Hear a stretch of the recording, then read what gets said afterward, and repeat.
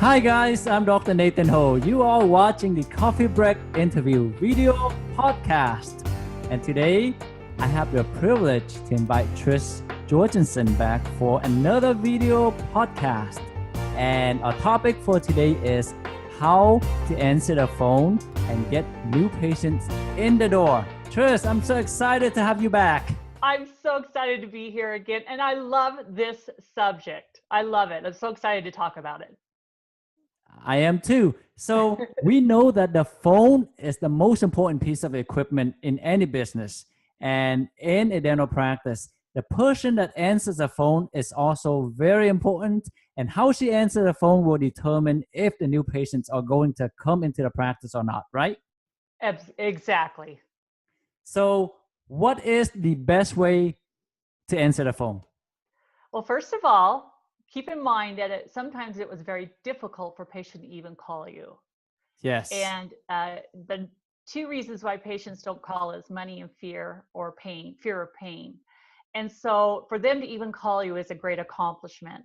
And rather than looking at the phone as an inconvenience, as I have seen many times, think of it as an opportunity every time that phone rings. The first rules of answering the phone obviously is we're not letting so many rings happen. And if you don't have enough team members or lines, that's something to look at, because a person, just think of yourself, when I call and look around for something and they don't answer or I get put onto a message, I call somebody else. I just do. I think it's human nature. So we want to be able to answer that call within 3 rings. We want to smile, because patients feel that enthusiasm through the phone. And I've even gone too far as, hey, put a sticky note with a smiley face on it on your phone, whatever. But it just becomes habit. And also, do not put the patient on hold if you can avoid it. If you do, ask permission, and not for very long. Ask permission, or would it be better for me to call you back, and which number would be the best number to reach you? So if that's the case, because in reality, some of us are shorthanded up front and we're not to the position yet as a dentist to hire a new employee. Yes. So this is very basic right here, but what is the best greeting to say when someone answers the phone? Well, first of all, I've called offices and I've just said, please hold, or doctor's office. Good morning, good afternoon is fine. But to identify where they're calling, I've had to ask offices, now, who am I calling? So say, good morning, this is Trish at Family Dental Health Center. How may I help you? Or this is Family Dental Health Center. This is Trish. How may I help you? So you want to identify the practice. You want to identify yourself. And then you want to let them know, I'm here to serve you. How can I help you? That's perfect. Very short and simple, but very complete. So we know that there are different types of callers. There are new patients emergency caller, the cancellation caller, the shopper caller, and the regular profit caller. How do you handle each of these to make sure they schedule an appointment? Let's start with the emergency one. Let's say someone called off and say, I have a toothache and I need an appointment ASAP. And that's generally what they say, isn't it? And sometimes we don't know who it is. So first thing I'm going to say, me ask who's calling. After I've identified myself, they're going to say they have a toothache. How soon can I get in? I'll say, me ask who's calling. And they'll tell you who it is. And sometimes I'll recognize that name, sometimes I won't. However, the next words are very important, because many practices don't know the base of the patient base, or it's a new patient. So we say, how long has it been since you've been to our practice? Or how long has it been since you've seen Dr. Ho, depending if you have multiple doctors or not. If you ask not how long has it been since you've seen Dr. Ho, I take that back, because they may say, well, I saw him last night at dinner. So you want to say, how long has it been since you've seen one of our dentists or been to our practice? And this is how you identify without being rude. And I've had this happen, where I'll say, I hear this all the time. So are you a new patient? And they'll say, oh my gosh, Trish, I built that left wing, or I'm the reason he bought that car, or whatever. And they can be insulted in a funny way. So it's just a unique way of finding out if they're existing or a new patient. how long has it been since you've been to our practice? And they'll obviously say, well, I'm a new patient, or a lot of existing patients call with toothaches. So while you're typing, you're trying to find out if they're a new patient or existing patient. Write the patient's name down. Patients love to hear their name. People, not just patients, people love to hear their name. So write the patient's name down and then say, Sally, I'm so glad you called. We can help. Let them know that they called the right. I'm so glad you called because we can help. Tell me more about that tooth, if it was a toothache. And then I would start right in with saying things like, is it keeping you up at night? Is it sensitive to pressure? I'm going to ask a series of questions because this is what happens, doctor. So many times we have an emergency call. Either it's not a true emergency and we put them in the schedule and we get a frustrated team, or maybe that patient needs several teeth looked at and we might want to turn them into a comprehensive exam. I don't know. So we need to ask questions. And where are we going to put that emergency? Here's what really frustrates teams. When I have a patient calling for an emergency, I used to put them on hold. I used to go back and ask the doctor or the assistant, I have a patient emergency on the phone. Where do you want me to put them? And they roll their eyes, they look at the watch, and they're like, where are we going to put them? And I don't blame them. I don't blame them. It's like, where do we put these? So in your morning huddle that morning, this is part of the questions that we ask is, if we were to have an emergency today, doctor, and this is per doctor, I would like 2 times, and I look at the assistants, where would you like me to put them? One in the morning and one in the afternoon. What this does is empowers your assistants. They've made that decision, and I block that out per day. That's not a block that's done continuously. That is that morning huddle block, because every day is different and it can change drastically from one day to the next. So that I know if I were to have one, I wouldn't have to put that patient on hold. But what I do is find out if it's a true emergency. And if it is, I want to get them in today or tomorrow. So by asking this series of questions to keeping you up at night, is it hurting? Whatever questions, is it sharp to dull, or what a dull pain, or whatever it may be. And if it's yes, guess what? That is a true emergency. And I would say these words because I don't want to appear desperate. And you would say, I'm so glad you called. Dr. Ho would want to see you. However, Dr. Ho has a very busy schedule. He could either see you at this time or this time, and we will look at that one tooth and tell you what it takes to get you comfortable. Is that okay with you? We don't want to say get out of pain, because sometimes patients may think that's complete treatment. To get you comfortable. Now, whether or not you have more time to do that's evaluated when they get there. But most of the time when it's a true emergency, when they hear, first of all, the words from me, you called the right office, we can help. I have heard the relief over their voice just go, because guess what? They've called offices and they've said things like this. Well, we're going to need $150 before you come in, and we can't see you till next week. And it's just all these barriers we put up to patients. And yes, some offices do charge those fees. However, many times it's about them. It's about what's convenient for them and not about this poor patient in pain. Yes. So once we determine it's a true emergency, and we did have a loss leader fee for this.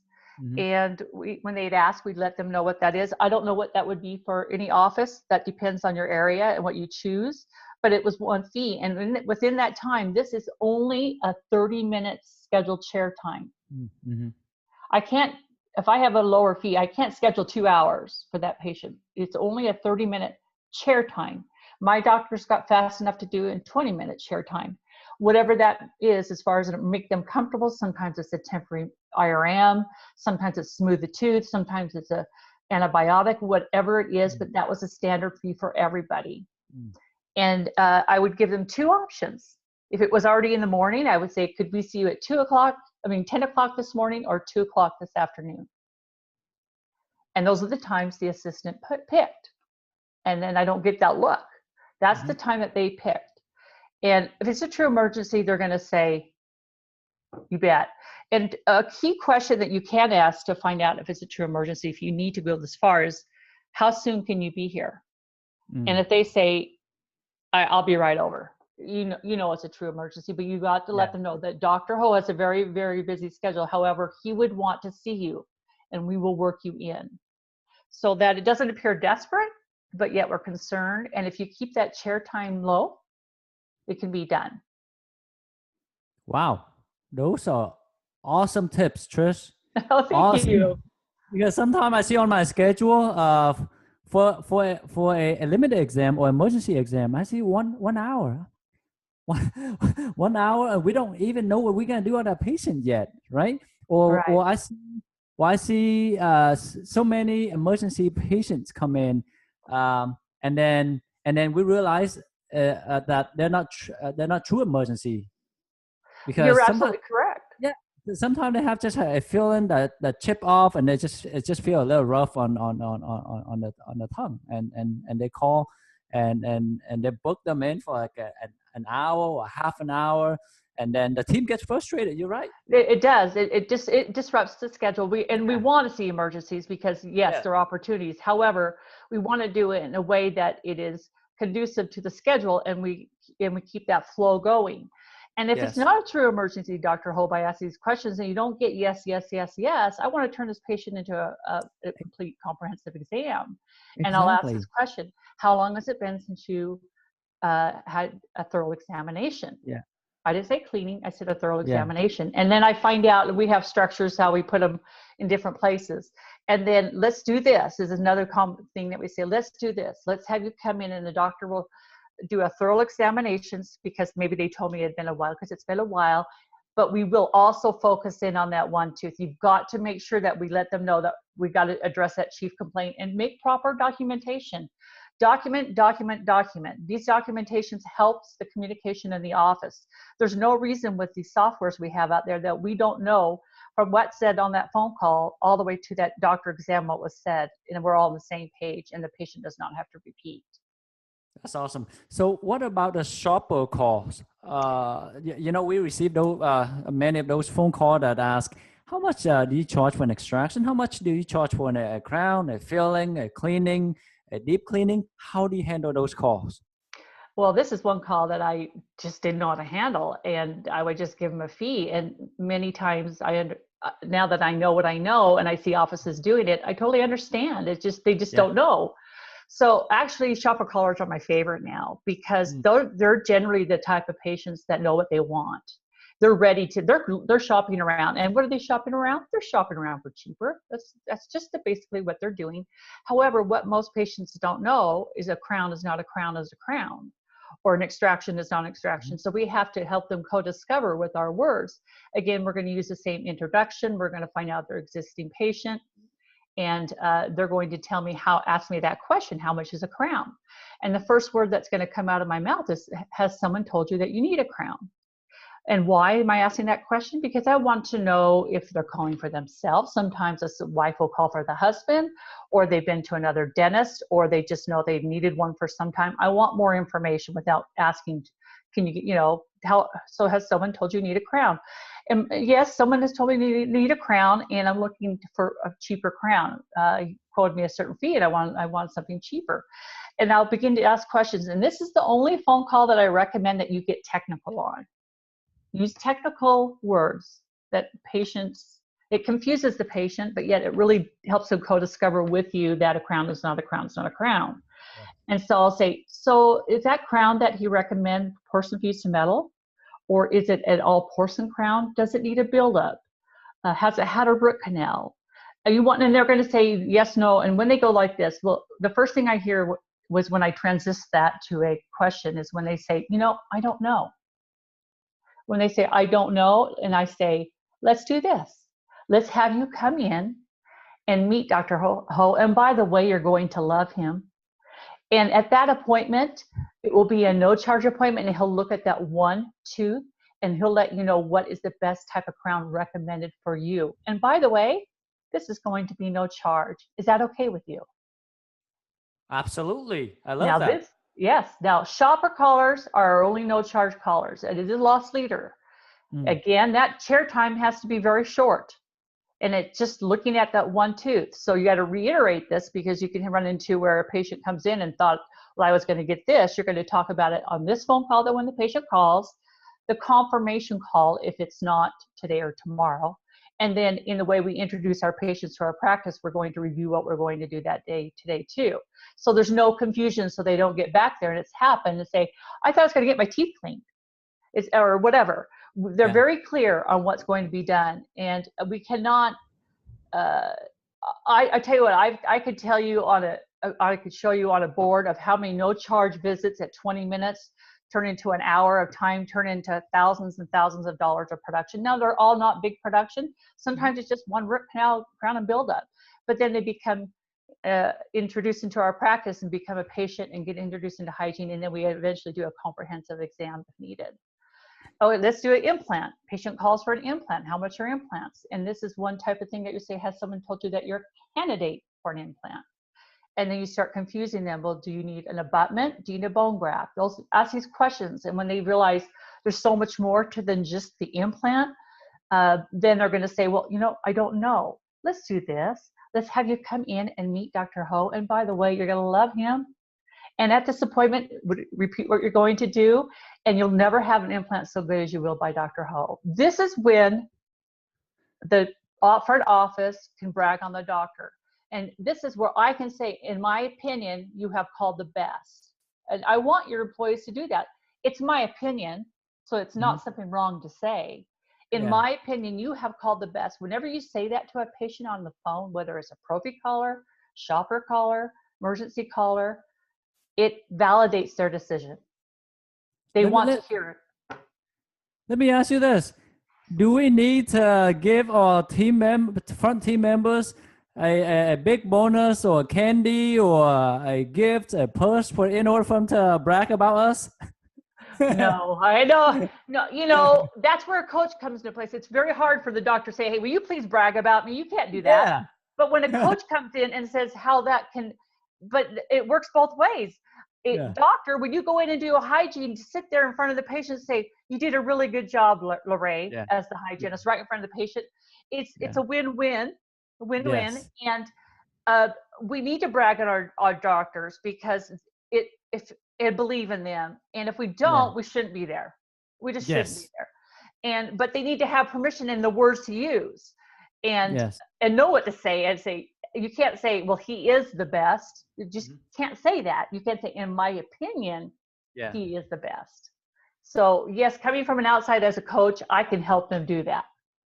That's great. And that's important, because this is what I hear from my assistant a lot. Okay. And I didn't train my assistant on this, but she always says this, that helps a lot. She said, Mrs. Jones, Dr. Ho is very gentle with a shot. And that's it. And most patients would be like, okay, great, because I'm afraid of a shot, or I didn't go to a dentist for 10 years because of the shot. And then when I perform a painless injection, they become patient for life, and they refer their wife. They bring in the wife, they bring in their kids, they refer their friends. And some of my patients live a couple hours away, and they still come to see me. And I do feel bad when they do that, because it's such a long drive. So usually I even recommend them to find a dentist in the city that they live in.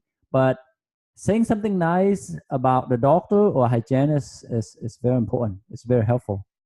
Exactly what she did there was she bragged on objections. She didn't know whether or not that patient had a bad experience, but she just said that, and it is something that they have in their minds that they worry about, that they just didn't know to say. And this is all these kind of things are building relationships. When they know their team members have that kind of feeling about you, Dr. Ho, or any dentist, and they come in and how they're treated, and they're greeted with a smile and not ignore it, all these things. And it builds that relationship. And like your patients that you said that drive from 2 hours away, guess what? They have a relationship with you. They don't want to change dentists.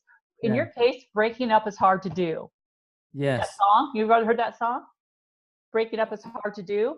When we create such strong relationships with our patients, they don't want to change. Yeah. And sometimes that long drive is just too long for them. You know what I mean? Yeah. And not only that, whenever you inspire a patient and they write a review for you, it shows in that review. Absolutely. Right. And then Absolutely. when other patients read that review, they kind of already trust you. It's almost like a referral from their family members or friend. We do that every day with going to restaurants, checking out a hotel. We do it all the time. We may have had a referral from a patient, but still we're going to go look at your reviews. That's right. That's right. So So get reviews are it. really, that's another topic, but yes. The practice owner getting those Google reviews is very important, and it's free. It's free. You don't have to pay for anything, right? Just impress your patients and remember to ask. If you don't ask, they won't write Right. one. That's Just correct. trust me on that. Yeah. So what about the pro-fee caller? Because most patients call because they want a cleaning done, and they don't even Yes. think about exam or crowns or fillings or implants. They just want a cleaning done. How do you handle those Yeah, calls? most of our patients, like you said, they don't call up for, can I schedule for a 1110 or a prophylaxis? They usually say a checkup and a cleaning, or just usually a cleaning. Yeah. And with these series of words or questions that we ask, because of a hygienist being put in a situation where they're not just a regular prophy, we want to determine whether or not we want to give this much time to the patient or this much time, and where to place them. So with the series of questions, by asking them how long has it been since they had a thorough exam, we had a guideline. If it had been a year or less, and of course all children, go directly into hygiene. They go directly into, for however much time you allow for your hygienist. If it's been longer, we have some verbiage to use to let them know we're going to be doing exam and x-rays and may begin their prophy. And I can go into those if you like me to. And it's very important to use those words, because I don't want a hygienist to be upset at me and come up to me and say, Trish, you're not giving me enough time. That patient was a bloody mess. Yeah. And put the next patient and violate that next patient's time. And then also, if we promise them a prophy, it puts that hygienist in a very bad situation, because many times they need more. So determine whether or not they're going to be right into hygiene. What we did on the ones that had been 2 years or older was we'd say, after we found out how long it's been, and we'd say, let's do this. Let's have you come in and meet Dr. Ho, and the assistant will take the necessary x-rays, and our hygienist will do her evaluation. By the way, you're going to love her. And at that time, we will determine which is the best type of cleaning for you. Is that okay with you? It either is or isn't. If it isn't, we have a next set of words that we use. I understand how you feel. Many patients have felt just like you until they have found that we can save you time and money if we do that first visit, so that we can treat you appropriately and have the time to take care of you. And then you don't push it so far. It's not that long of a phone call. You just know by the patient. You learn by the patient talking. If the patient insists, guess what? I have my principles, but I'm going to be flexible, because I want to get every single patient in that door. So I would put them into the hygiene, and I would say, let's do this. Let's have you come in. We're still going to do a thorough examination. The hygienist will take the necessary x-rays. She will begin to do her evaluation. However, she will begin to clean your teeth. Is that okay with you? Or she will clean your teeth. Either one. I've said that she will. And I put extra notes in there to make sure the hygienist knows, hey, this patient demanded a cleaning, and she's not upset at me, because we wanted everybody to get in the door. And most of the time when those hygienists saw those patients and built that relationship, they scheduled them back for the gross debridement or the gross root cleaning, because they explained to them in person. The problem is, we've got to get them in the door. We want them to see how we are. We want them to love us, and they're going to love us. But if we don't get them in the door, we don't have a chance. And so we had different times. Sometimes if they were just examine x-rays, they'd go on doctor's site. And if the hygienist could come over and just do her evaluation, she could. Or sometimes the offices will put just the examine x-rays into that hygiene, and the hygienist does it, but it's just not 60 minutes. Maybe it's 30 minutes. I don't know, 40 minutes, whatever time allows for that time. So that way I have not put my hygienist, or it's not even fair to the patient to do a super prophy or whatever and not treat their disease appropriately. Having the right person to answer the phone is very important, but what's even more important is how to answer the phone in a way that you can get patients in the door. And you know how we do that with onboarding or teaching? We role play. We role play with each other during, and it's not just once. We continually do it because we tend to get back in our old habits, or we just need to, or we get a new employee. We need to role play. And the front office, we would sit down and role play. I'd actually physically call on my phone and we would practice role playing back and forth. And I even implemented another onboarding thing where I videotaped, similar to this, where you could see one person calling and one person wrote what they're saying. So you hear both sides and know what to say and how to react. And so if they can't see you role play, they can go to the computer or your iPod and we had several training videos in there, including for assistants, how to set up a tray or whatever.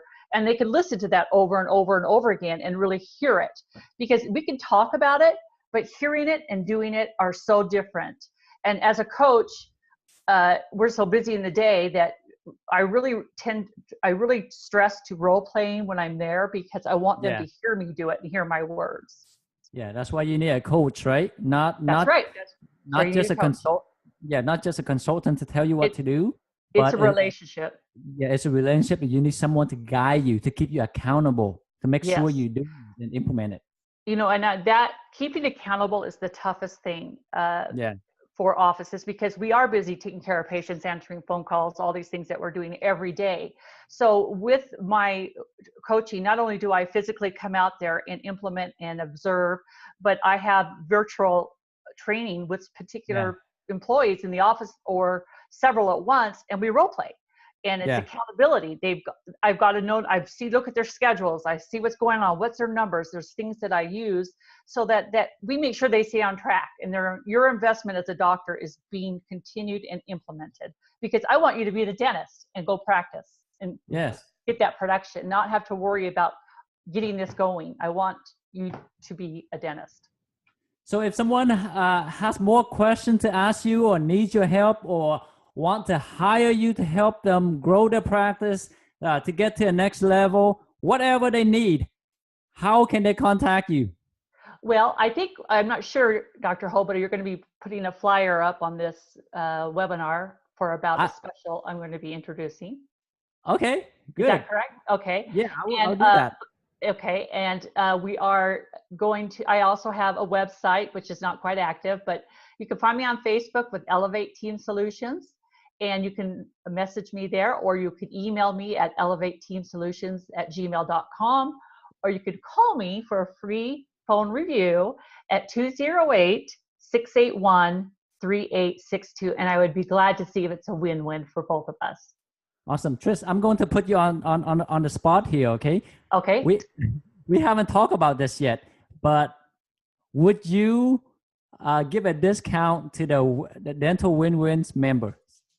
Absolutely. What I will do is that for the first 10 new customers, I will reduce my rate significantly. And I can send you that email if you want to add this to the podcast for the first 10. Would that be something that would be good to do, Dr. Ho? Absolutely. I might be one of those first 10. I would love to. I just want I want dentists to grow and not be stressed, and their team members to love to go to work. And when you really think about changing people's lives through dentistry, that's what it's about. And when you go home and you did that day, that's what it's about. Yes, I totally agree. Well, Trish, thank you so much for your time again. You're welcome. You're welcome. As always, we really, really appreciate you, and you've been a great help to the Dental Win-Win community. And I'm sure many dentists will contact you for help, to ask questions, or maybe even to hire you. So before we go, if I understand you correctly, you do go to the practice, right? Your client's practice to observe and to help them, and as well as doing it virtually. Yes, I find that you will get more results if I can physically see what you're doing and your team members and knowing the flow, rather than trying to virtually see it. And I build the relationships. I sit down and talk to you. And then if you want me back as many times you want, you can. And I have done that.